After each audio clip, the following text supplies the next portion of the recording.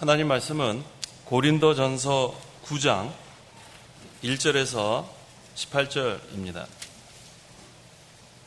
고린도전서 9장 1절부터 제가 봉독하겠습니다. 내가 자유인이 아니냐? 내가 사도가 아니냐? 내가 예수 우리 주님을 뵙지 못하였느냐? 주님 안에서 내가 행한 일의 열매가 너희가 아니냐? 다른 이들에게는 내가 사도가 아닐지라도 너희에게는 사도이니 주님 안에 있는 너희는 나의 사도직의 표시이다. 나를 비판하는 자들에 대한 나의 답변은 이것이다. 우리에게 먹고 마실 권리가 없느냐? 우리에게 다른 사도들과 주님의 형제들과 게바와 같이 자매된 아내를 데리고 다닐 권리가 없느냐? 또는 나와 바나바에게만 일하지 않을 권리가 없느냐? 누가 자신의 비용을 쓰며 군인으로 봉사하겠느냐? 누가 포도원을 만들고 그 열매를 먹지 않겠느냐? 누가 양떼를 기르면서 그 양떼의 젖을 먹지 않겠느냐?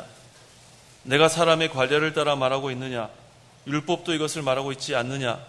모세의 율법에 기록되어 있기를 곡식을 타작하는 소에게 망을 씌우지 마라 하였으니 하나님께서 어찌 소들을 염려하시는 것이냐?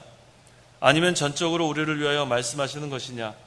이것은 참으로 우리를 위하여 기록된 것이니 밭을 가는 자는 소망을 가지고 갈고 곡식을 타작하는 자는 함께 나누어 가질 소망을 가지고 타작하는 것이다. 우리가 너에게 영적인 것을 뿌렸다면 우리가 너에게서 육신의 것을 거둔다고 해서 그것이 지나친 일이 되겠느냐? 다른 이들도 너에게 이런 권리를 가졌다면 우리는 더욱 그렇지 않겠느냐?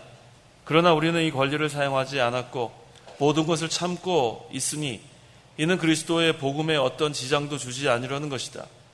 성전에서 일하는 자들은 성전에서 나오는 것을 먹으며 제단을 맡아 보는 자들은 제단의 제물을 나누어 가진다는 것을 너희가 알지 못하느냐?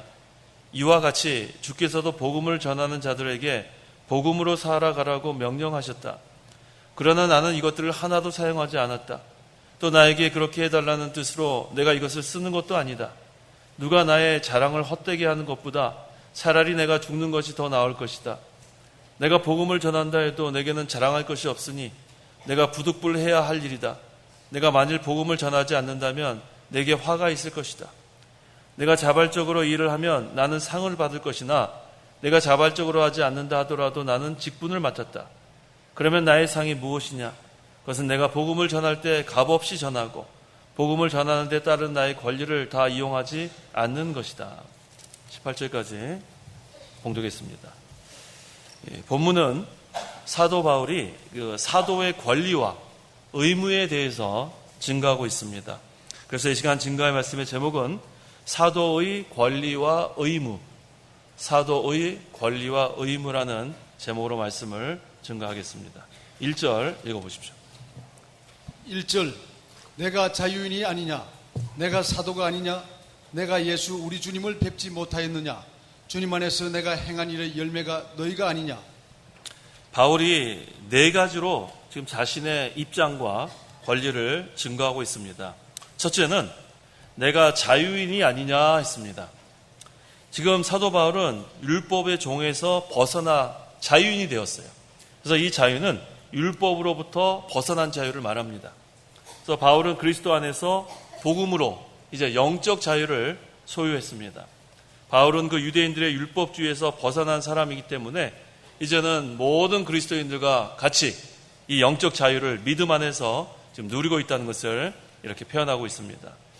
또 둘째는 내가 사도가 아니냐 그랬습니다. 이 사도 바울은 계속 이 비난을 받았어요. 그 이유는 예수님의 12사도와 같이 예수님과 직접 동행하면서 가르침을 받은 게 아니고 나중에 다메섹으로 가는 길에서 예수님의 부르심을 받았기 때문에 이 사도권 때문에 자꾸 비난하는 사람이 있었습니다. 하지만 여기에서 분명히 밝힙니다. 예수님께서 직접 불러서 복음을 전하라고 보낸 자다. 부활하신 예수님을 자기도 만났다. 이것을 분명히 증거하고 있습니다. 또 세 번째는 내가 예수 우리 주님을 뵙지 못하였느냐 그랬어요. 이게 바로 그 말씀이에요. 다마섹으로 가는 그 길에서 부활하신 예수님을 만났습니다. 당신은 누구십니까? 그랬더니 나는 네가 핍박하는 예수다. 그래서 너는 이제 이방인들을 구원하기 위해 나의 그릇으로 삼은 자다. 그래 분명히 부활하신 예수님을 만났기 때문에 바울은 이렇게 증거할 수 있는 거예요. 내가 주님을 뵙지 못하였느냐. 그것은 환상이 아닙니다. 이거 어떤 잘못된 사람들은 이것을 환상으로 보는데 환상을 본 게 아니에요. 직접 부활하신 예수님을 본 것입니다. 그래서 이 사도 바울의 사도직은 분명합니다. 그 다음 네 번째 뭐라 그랬죠? 주님 안에서 내가 행한 일의 열매가 너희가 아니냐 그랬어요. 바울이 복음을 전해서 고린도 교회가 세워졌어요. 그래서 너희가 바로 내가 사도직을 행한 결과로서 얻어진 그런 열매다. 그래서 이처럼 네 가지로 지금 사도 바울은 자신의 입장과 권리를 증거했습니다. 그 이유는 간단해요. 거짓 선지자들이 바울을 비방하니까. 그래서 왜 바울을 왜 사도라고 하느냐? 이 사도권을 계속 지금 부인하고 있으니까 그게 어디 나오냐면 고린도후서 나중에 읽어보세요. 12장 11절 이하의 그 내용이 나와요. 고린도후서 12장 11절 이하를 나중에 읽어보세요. 거짓 선지자들이 계속 비방합니다. 바울은 사도가 아니다. 하지만 이 네 가지를 증거하면서 자신의 입장을 분명히 밝히고 있습니다. 2절 읽어보십시오. 2절 다른 이들에게는 내가 사도가 아닐지라도 너희에게는 사도이니 주님 안에 있는 너희는 나의 사도직의 표시이다. 예, 아무리 다른 사람들이 바울은 사도가 아니다 그렇게 부인할지라도 너희 고린도 교인들은 부인할 수 없다는 거예요. 그 이유는 뭡니까? 바울이 전도해서 세운 교회가 고린도 교회예요. 그래서 내가 이 사도직을 감당하기 위해서 힘쓰고 수고해서 세워진 이 고린도 교회가 있기 때문에 고린도 교회의 사람들은 부인할 수가 없습니다. 그래서 여기 뭐라 그랬냐면 주님 안에 있는 너희는 고린도 교회 교인들은 나의 뭐라 그랬어요? 2절 하반절에 나의 사도직의 표시라 그랬어요. 너희가 나의 증거다. 너희가 바로 열매다. 그래서 너희들은 부인할 수 없다. 그렇게 말하고 있습니다.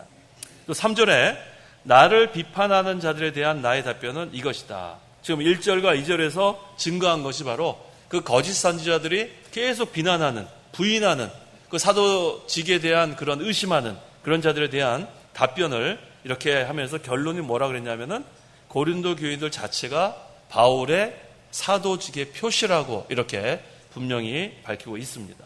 4절에서 5절 읽어보십시오. 4절 우리에게 먹고 마실 권리가 없느냐? 우리에게 다른 사도들과 주님의 형제들과 게바와 같이 자매된 아내를 데리고 다닐 권리가 없느냐? 예, 우리에게 먹고 마실 권리가 없느냐 그랬습니다.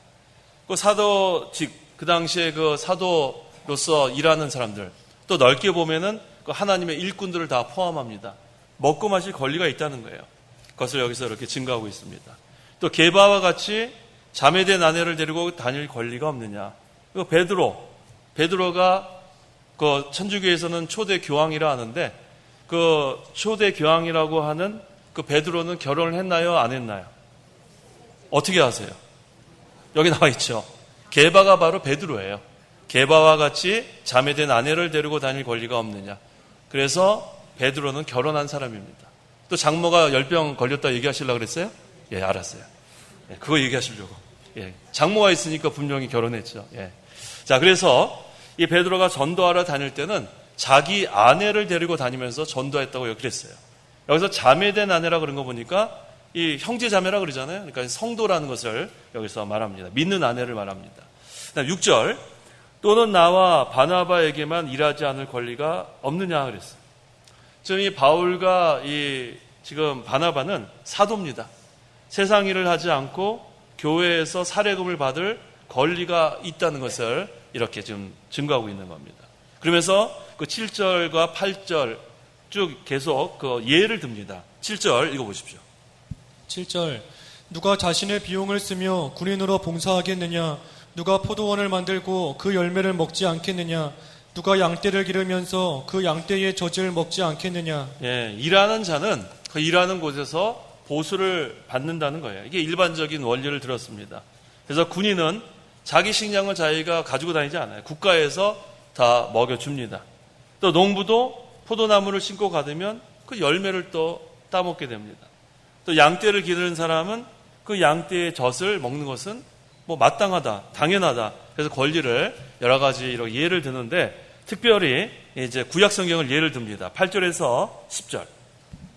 8절 내가 사람의 관례를 따라 말하고 있느냐 율법도 이것을 말하고 있지 않느냐 모세의 율법에 기록되어 있기를 곡식을 타작하는 소에게 망을 씌우지 마라 하였으니 하나님께서 어찌 소들을 염려하시는 것이냐 아니면 전적으로 우리를 위하여 말씀하시는 것이냐 이것은 참으로 우리를 위하여 기록된 것이니 밭을 가는 자는 소망을 가지고 갈고 곡식을 타작하는 자는 함께 나누어 가질 소망을 가지고 타작하는 것이다. 예, 이 7절에서는 바울이 일반적인 원리를 들어서 증거한 거고 이 지금 본절에서는 율법에서 증거하는 건데 뭐를 인용했냐면 신명기 25장 4절 신명기 25장 4절을 좀 인용해서 율법에서 이렇게 일하는 자는 먹을 권리가 있다고 증거하고 있습니다. 4절 곡식을 타작하는 소에게 망을 씌우지 마라. 예, 이게 무슨 말인가? 곡식을 타작하는 소에게 망을 씌우지 마라. 이 동방의 여러 나라에서는 이 소를 이용해서 곡식을 타작했다 그래요. 그래서 방아를 돌리게 하거나 또 소로 이렇게 발로 밟아서 이렇게 떨게 했다 그랬습니다.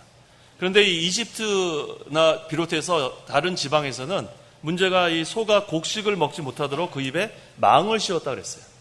지금 한참 열심히 일하는 소에 입을 망을 씌우니까 이것은 소가 힘이 없어요. 먹어야 힘을 쓰는데. 그래서 이 모세의 율법에서는 이것을 금한 거예요. 곡식을 타작하는 소에게 망을 씌우지 마라. 그건 잘못된 거다. 그래서 소가 일할 동안에는 배불리 먹을 수 있도록 해주라는 것이 바로 이 모세의 율법에서 이렇게 소를 타작하는 곡식을 타작하는 소에게 망을 씌우지 말라고 율법으로 이렇게 금했습니다. 그다음에 여기 보니까 또 곡식을 타작하는 소에게 망을 씌우지 마라. 이거 무슨 말입니까? 소 입에 망을 씌우면 먹을 수 없으므로 망을 씌우지 말라는 것은 먹게 하라는 거예요. 똑같은 얘기죠. 그래서 일하는 자에게는 먹으면서 일할 수 있게 하라는 겁니다. 그래서 지금 사도 바울은 이것을 지금 신약 시대 그 하나님의 일꾼들, 당시 그 교회에서 일하는 그 교육자들에게 그런 사례를 받을 수 있는 권리, 그것을 이렇게 지금 구약 성경을 인용하면서 증거하고 있습니다.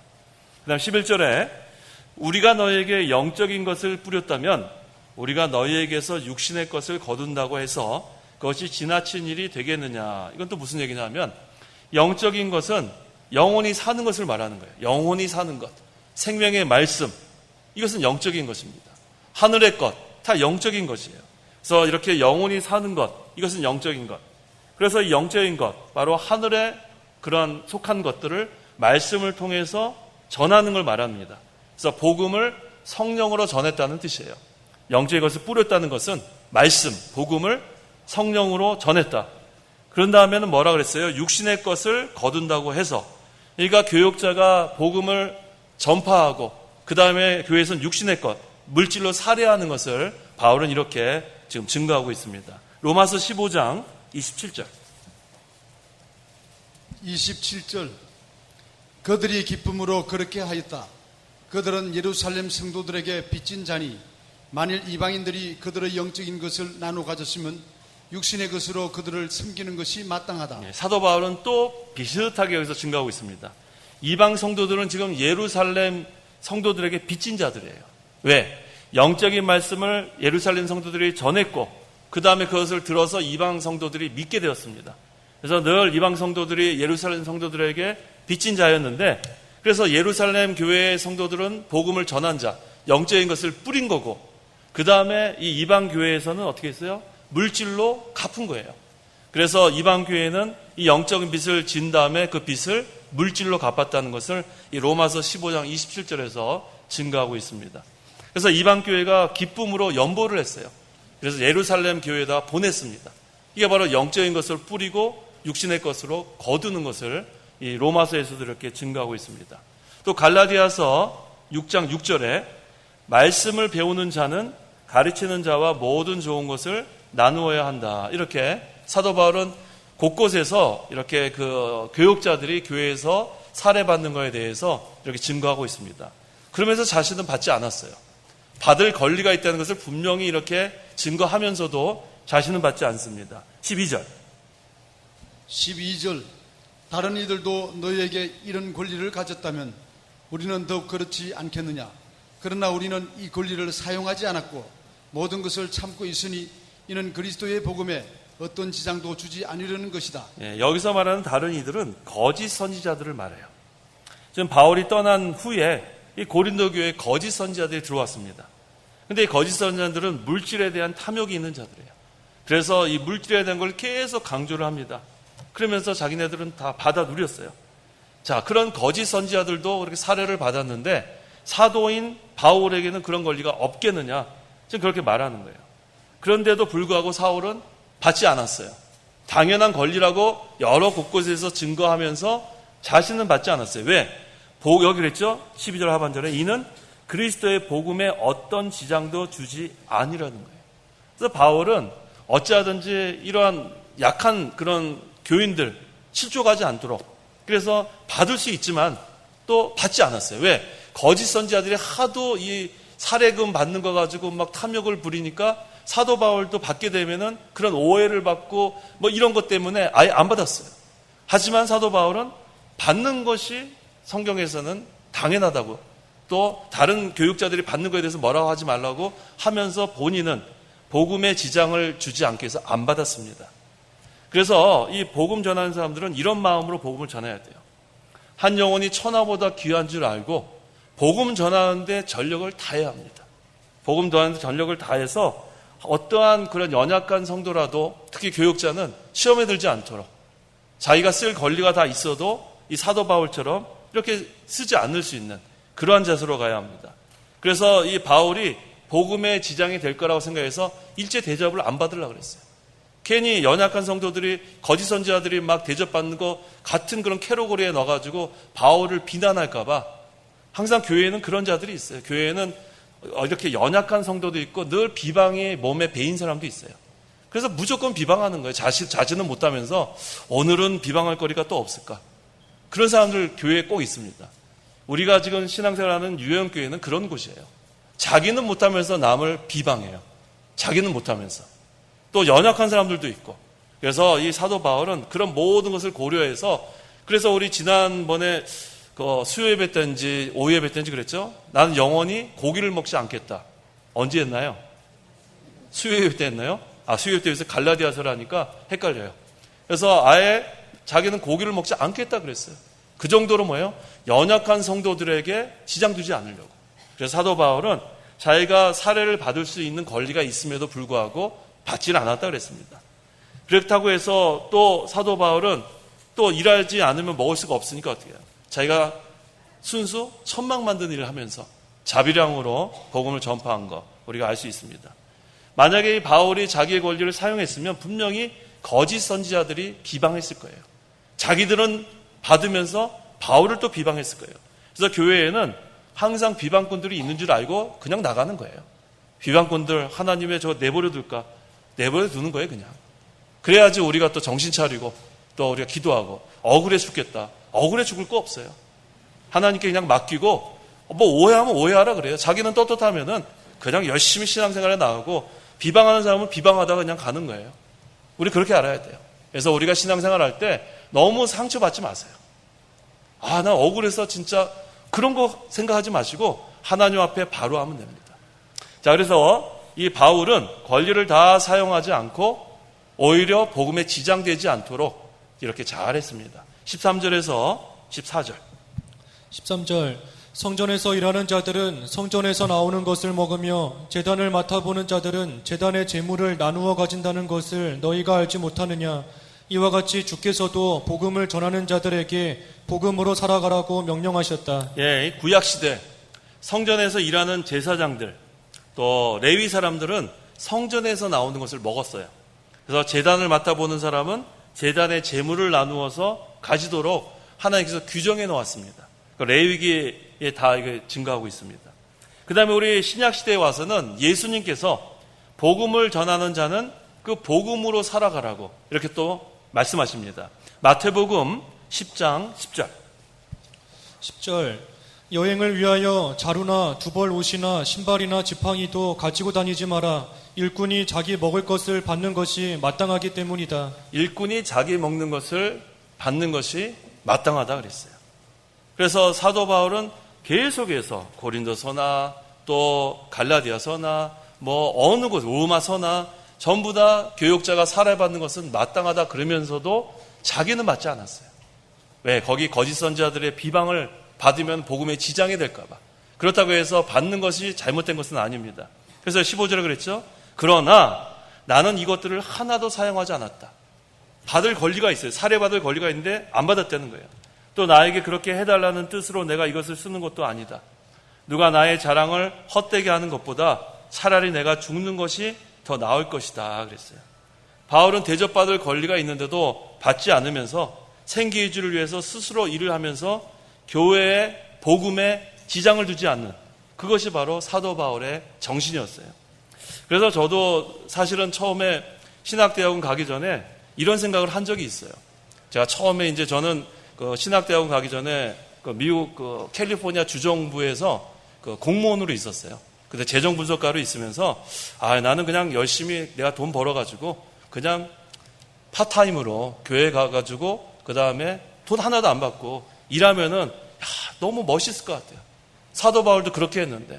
그래서 저는 그런 생각을 했어요. 그래서 나중에 무슨 뭐 공인회계사 자격증 따가지고 사무실 차려놓고 그 다음에 마음대로 내가 일 다 하고 또 교회 가가지고는 또 신학 공부한 다음에 대접받고 또 그런 생각을 했었어요. 근데 그렇게 하게 되면은 문제가 뭐냐면 전념할 수가 없어요. 사도행전 6장 4절. 4절. 우리는 기도와 말씀 전하는 일에 전념하겠다라고 하였다. 예. 기도와 말씀 전하는데 전념하려면은 세상에 직업을 가지면 그렇게 할 수 없습니다. 그냥 무슨 한 파트 주일날 와서 잠깐 전할 수는 있어요. 저는 그렇게 하려는 생각을 가지고 처음에 하려고 그랬는데 우리 그 당시에 우리 교회 담임 목사님 또 저희 아버지 그렇게 하려면 그만두래요. 그렇게 양쪽 다 돈도 많이 벌고 편하게 살고 그 다음에 또 교회에 가서는 또 대접받고 뭐 그렇게 하려면 그만두라 그러더라고요. 그 두 분의 말이 저한테는 확실하게 비수같이 꽂혔어요. 그래서 그때 기도하면서 이거 아니구나. 세상에서 또 편안하게 돈 많이 벌고 살고 인정받고 교회 와서도 또 복음 전하니까 대접받고 이건 아니다. 그래서 그때 분명히 이 물질에 대한 건 하나님께 맡겨야 된다는 것을 하나님 깨닫게 해주셨어요.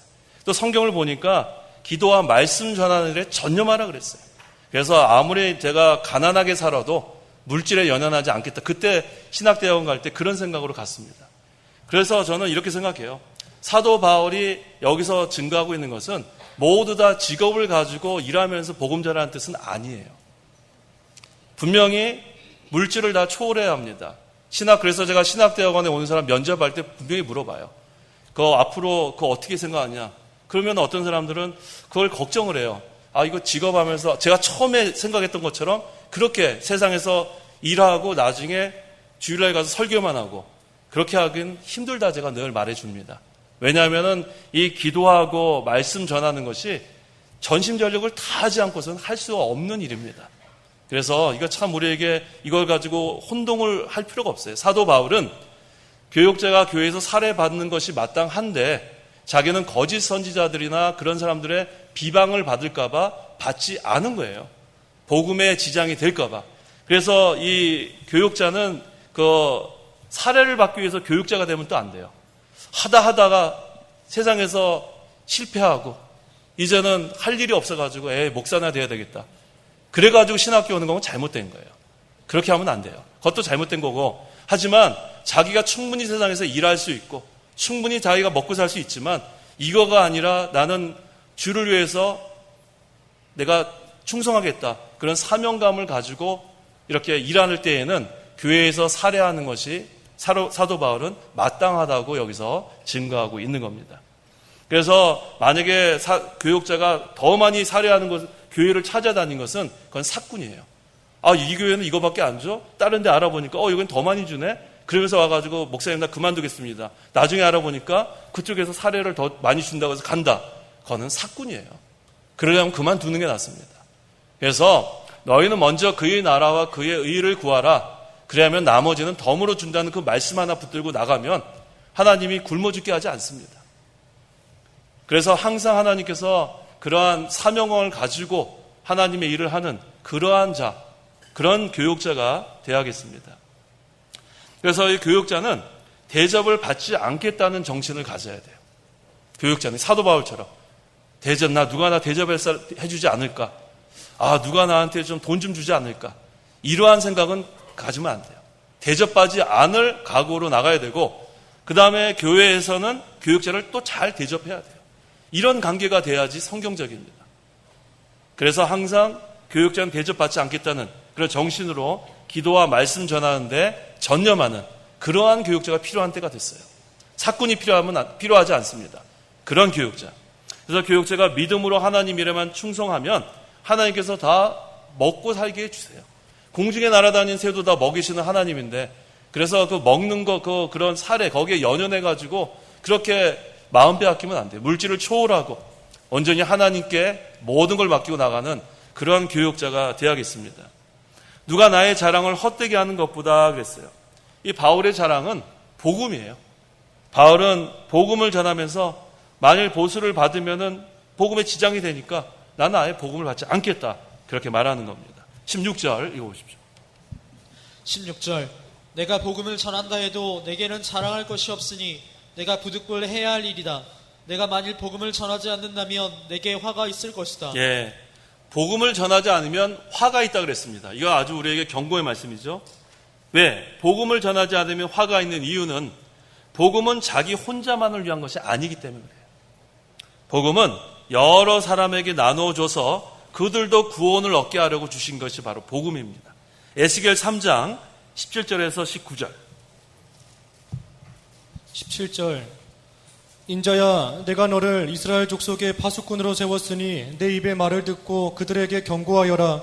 내가 악인에게 너는 반드시 죽을 것이다 라고 말할 때에 내가 그들에게 경고하지 아니하거나 그 악인에게 그 악한 길에서 떠나 생명을 구원하도록 내가 그에게 경고하지 않으면 그 악인은 자기 죄 때문에 죽을 것이나 내가 그 피를 내 손에서 찾겠다.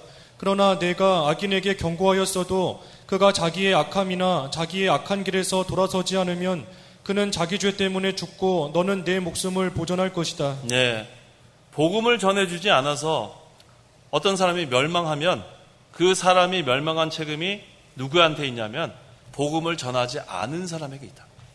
이건 경고의 말씀이에요. 전도자가 복음을 전했어요. 그런데 그 복음을 받아들이지 않으면 그 책임이 받아들이지 않은 사람한테 있는 거예요. 그런데 복음을 전해줘야 되는데 복음을 전해주지 않았어요. 그래서 저는 이렇게 생각합니다. 때를 얻든지 못 얻든지 말씀을 전해야 돼요. 말씀을 전해야 돼요. 어저께 우리 집사님 자제분이 결혼을 했어요. 결혼했는데 둘 다 군인이에요. 우리 신랑도 군인, 신부도 군인. 전 그런 모습 처음 봤어요. 무슨 단이요? 예도단이라 그래가지고, 칼을 쫙 이렇게 해가지고 한 8명이 쫙 하나 그 칼 사이로 지나가고 아주 그렇게 참 멋진 그런 모습을 봤는데, 거기서 어떤 그 군인 한 명이 사회를 본다 그래요. 그래서 이리로 좀 오라 그랬어요. 이 사람이 또 주례자가 오라니까 왔습니다. 예수 믿냐고. 예수 믿냐고 그랬더니, 옛날에 주일학기 때 다녔었대. 그럼 이제부터 나오라고. 제가 주례자 불러갖고 사회 어떻게 하냐 하나도 안 물어보고 예수 믿냐고. 이제부터 여기 우리 신랑 이름이 재명이에요. 재명군 따라서 창학교에 나오라고. 어디 사냐고 용인사인데 잘 됐다고. 재명군도 용인사니 같이 나오라고. 그래서 아마 신혼여행 갔다 오면 같이 나올 줄 몰라요. 그 다음에 또 이제 거기 피로연에서 또 식사를 하고 있는데 여군인데 중위예요. 중인데 이렇게 옆에서 음식을 떨고 있어요. 이러지 뭐라고. 그러니까 왜 그러냐 그래요. 예수 믿냐고. 자기는 무교래요. 잘 됐다고. 교회 나오라고. 그래서 신부 이름이 진수예요. 진수의 중사 따라서 나오라고 그랬더니 계속 목사가 이렇게 전도를 하니까 아니라고 그러는 사람은 없더라고요. 예, 알겠습니다. 그래가지고 뭐라고 때가 제가 또 이렇게 얘기를 했냐면은 결혼을 안 했다 그래갖고 좋은 신랑이 있으니까 오라고. 오랐으니까 아마 다음 주에 올지 모르겠어요. 그래서 하여튼 우리가 만나면 자꾸 전도하는 거예요, 만나면. 그래서 저는 비행기 타도 저는 일부러 비상구에 앉아요. 비상구 이렇게 앉으면 공간이 있잖아요. 그럼 비상구 바로 그 앞에는 스튜어디스가 앉게 되어 있습니다. 그러면 비행기 뜨고 내릴 때 한 20분씩 걸려요. 그럼 거기서 보통 사람들은 이제 자는 척 해요. 좀 민망하니까. 전 눈을 부릅뜨립니다. 스튜어디스한테 예수 믿냐고. 그럼 대부분이 안 믿어요. 그 스튜어디스 바쁘니까. 그럼 또 전도하는 거예요. 근데 전도할 때 항상 먼저 밝힙니다. 나는 창간교회 목사다 그래야 돼요. 괜히 어떤 아저씨가 수작하는 것 같잖아요. 앉아가지고. 그렇게 하면 안 되고 나는 목사인데 예수 믿느냐. 그래서 이제 비행기가 뜨면은 우리가 가다가 이게 폭발할 수도 있는 거 아니냐. 그러면은 나는 천국 가고 당신은 지옥 간다. 그럼 겁을 먹어요. 그럼 어떻게 해야 되냐고 뭐 이런 식으로 접근을 하잖아요. 그럼 전도하는 거예요. 지금 예수 믿으면은 천국 간다. 폭발 당해도 천국 간다. 그래서 그런 긴급한 상황에서 전도가 잘 되더라고요. 그래서 우리가 언제든지 이렇게 전도할 수 있는 준비가 돼 있어야 돼요. 때를 얻든지 못 얻든지. 그래서 만약에 복음을 우리가 전하지 않으면은 그 책임이 우리한테 있는 거고, 만약에 복음을 전했는데도 거기서 믿지 않으면 누구한테 있어요? 믿지 않는 사람한테 있는 거예요. 이 에스겔서가 바로 그런 말씀이에요. 내가 만일 복음을 전하지 않는다면 내게 화가 있을 것이다 그랬어요. 그래서 바울이 복음을 전할 자에게는 다 전했다 그랬어요. 때를 얻든지 못 얻든지. 우리가 복음 전할 기회는 너무너무 많습니다. 그러니까 복음을 전해야 돼요. 그래서 17절 읽어보십시오. 17절 내가 자발적으로 일을 하면 나는 상을 받을 것이나 내가 자발적으로 하지 않는다 하더라도 나는 직분을 맡았다. 예, 내가 자발적으로 이 일을 하면 나는 상을 받을 것이다 그랬어요. 하나님이 기뻐하시는 건 자발적으로 하는 거예요. 자원해서 하는 거. 하나님 일하는 것도 자원해서 사명감 가지고 하는 거 제일 좋아하십니다. 봉사하는 것도 자원하는 마음으로 단마음으로 하는 거 제일 좋아하세요. 그런데 억지로 해도 복을 받아요. 대표적인 사람이 구레네 시몬이죠. 예수님 십자가 지고 하시다가 더 이상 못 가니까 그 흑인 구레네 사람 시몬을 데려다가 매게 했어요. 근데 그 사람이 복을 받습니다. 억지로 십자가 지고 간 사람도 복을 받는데 자발적으로 십자가 지는 사람은 더 큰 복을 받는 거예요. 그래서 우리가 자발적으로 이 일을 하면 상을 받은 줄 알아야 돼요. 그래서 하나님 일을 할 때는 자원하는 마음으로 하십시오. 봉사할 때도 단마음으로 하십시오. 이 시간 예배 시간에 나온 여러분들 누구한테 억지로 나왔으면 다음 시간부터는 자원하는 마음으로 나오세요. 얼마나 기쁘고 좋은 거예요. 이 시간에 우리가 예배 시간에 하나님께 예배하는 거, 이건 우리의 특권인 줄 알아야 돼요. 이건 특권이에요. 아무나 할 수 있는 게 아니에요. 하나님이 택한 백성만 할 수 있고 구원받은 사람만 할 수 있고, 그래서 우리가 모든 일을 자발적으로 하면 하나님이 상을 주십니다. 근데 보세요. 내가 자발적으로 하지 않는다 하더라도 나는 직분을 맡았다 그랬어요. 자, 자원하여 즐거움으로 희생하지 않아도 직분을 맡았으면은 힘써서 충성해야 돼요. 자원하는 것이 제일 좋고, 그 다음에 어떤 경우에는 직분 때문에 하는 경우가 있어요. 그래도 상을 받습니다. 어찌하든지 주님 안에서 수고하는 것은 헛된 게 없어요. 자원하는 마음으로 하든 직분 때문에 하든 어쨌든 다 협력해서 죽도록 충성하는 것, 하나님께서 기뻐하십니다. 그 다음에 18절 읽어보십시오. 18절 그러면 나의 상이 무엇이냐? 그것은 내가 복음을 전할 때 값없이 전하고 복음을 전하는 데 따르는 나의 권리를 다 이용하지 않는 것이다. 예, 바울이 복음을 위해서 희생한 것은 하나님 앞에 상급이 된다는 거예요. 바울이 복음을 위해서 희생한 것. 그래서 바울이 대접받을 수 있지만 그 권리를 다 사용하지 않고 희생했기 때문에 아마 하늘의 상급이 더 클 거예요. 그게 바로 바울의 희생입니다. 그래서 복음을 위해서 희생한 만큼 상 받는 줄 알아야 돼요. 내가 지금까지 수십 년 동안 믿는 생활을 했는데 희생한 게 없으면 상급이 그만큼 적어지는 거예요. 희생한 만큼, 주를 위해서 수고한 만큼. 그래서 우리가 바울이 먹을 수 있지만 주님을 위해서 먹지 않은 것, 이거 얼마나 수고한 거예요. 즐거움을 누릴 수 있지만 주님을 위하여 포기하는 것, 얼마나 우리가 가족들과 함께 막 여러 것 이렇게 할 수 있는 것, 근데 주님 때문에 못하는 것들도 많이 있어요. 그 다음에 또 뭐가 있어요? 우리가 살 수 있지만 복음을 위해서 죽는 것, 그 상급이 큽니다. 그래서 주님을 위해서 희생한 것은 모두 다 하나님 앞에서 상급이 있는 걸 알아야 돼요. 주님 안에서 수고하는 것은 뭐가 없어요? 헛된 것이 하나도 없어요. 자발적으로 했던, 직분 때문에 했던, 죽도록 충성하십시오. 그러면 하나님 앞에 다 상급이 된다 그랬습니다. 그래서 이 사도 바울이 오늘 이 사도의 권리와 의무, 사도 바울은 권리가 있지만 권리를 다 사용하지 않았어요. 왜? 복음의 지장이 될까 봐. 또 사도 바울은 다 먹을 수 있지만 먹지 않았어요. 왜? 연약한 성도들이, 교인들이 시험에 들까 봐. 그래서 사도 바울은 항상 하나님 나라를 우선으로 하는 거예요. 어찌하든지 하나님 나라가 잘 되기를 위해서 기도했고, 또 그 결과로 얻어진 것이 바로 고린도 교회예요.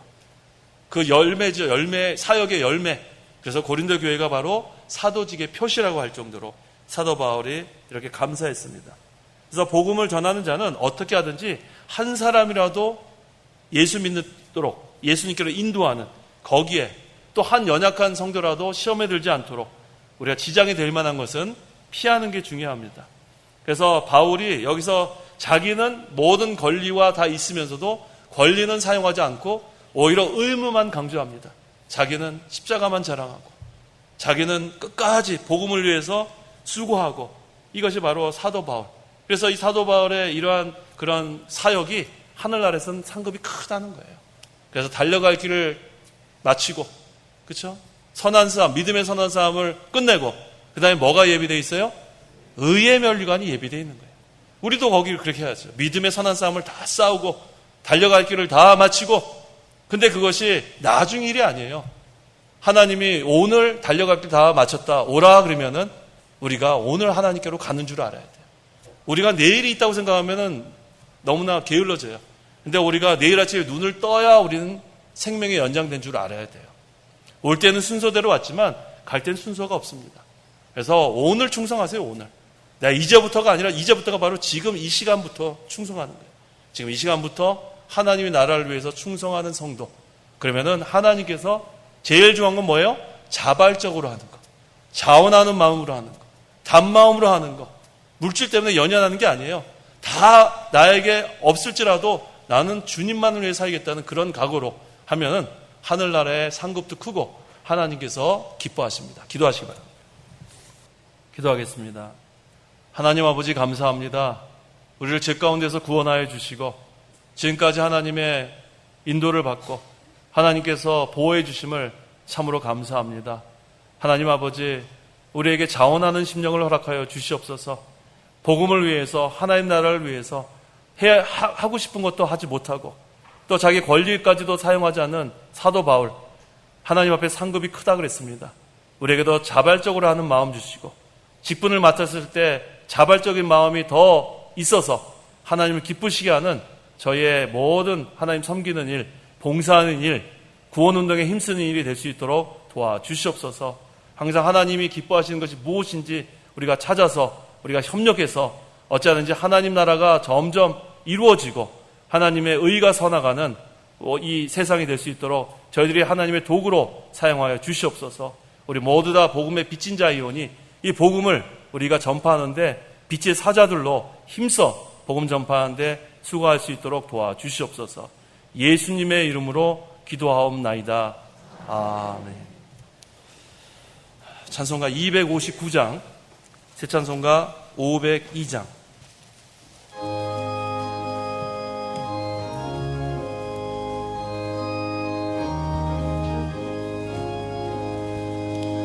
빛의 사자들이여 어서 가서 어둠을 물리치고 주의 진리 모르는 백성에게 복음의 빛 비춰라. 빛의 사자들이여 복음의 빛 비춰라.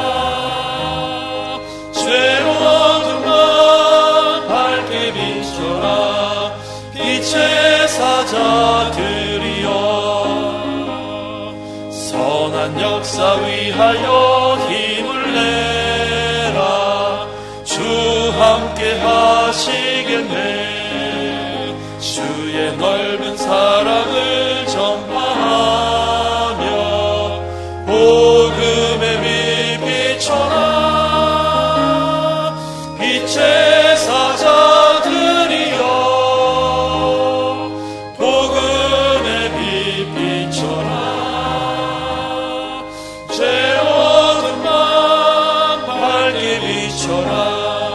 빛의 사자들이여 주님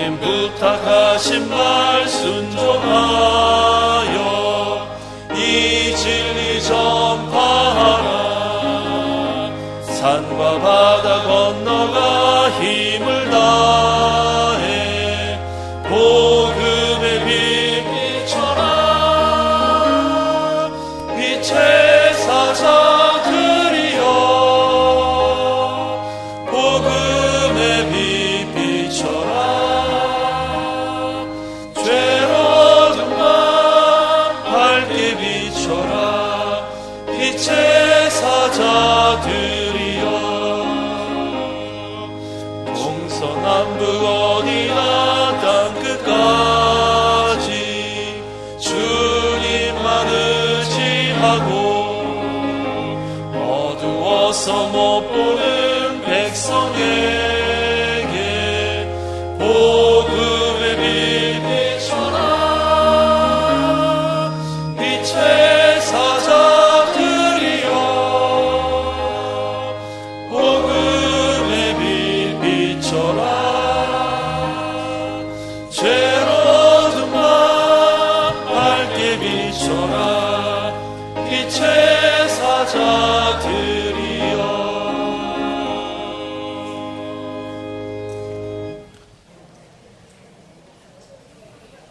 우리 주기도문으로 오후 예배를 마치겠습니다. 하늘에 계신 우리 아버지여, 이름이 거룩히 여김을 받으시오며 나라의 임하옵시며 뜻이 하늘에서 이룬 것 같이 땅에서도 이루어지이다. 오늘날 우리에게 일용할 양식을 주옵시고 우리가 우리에게 죄 지은 자를 사하여 준 것 같이 우리 죄를 사하여 주옵시고 우리를 시험에 들게 하지 마옵시고 다만 악에서 구하옵소서. 대개 나라와 권세와 영광이 아버지께 영원히 있사옵나이다. 아멘.